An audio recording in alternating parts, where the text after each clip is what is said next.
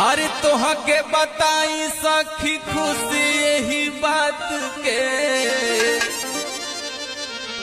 अरतिया में देखनी सपनवा रविदास के रतिया में देखनी सपनवा रविदास के रतिया में देखनी सपनवा रविदास के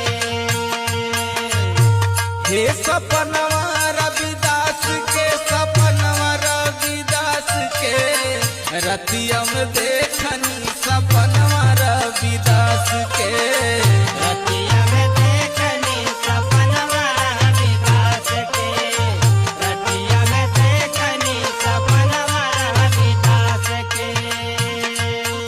अच्छा सखी ई बात बहो। हाँ और सुना। अच्छा तो सुनावा। ओही हो सपना वही में कारम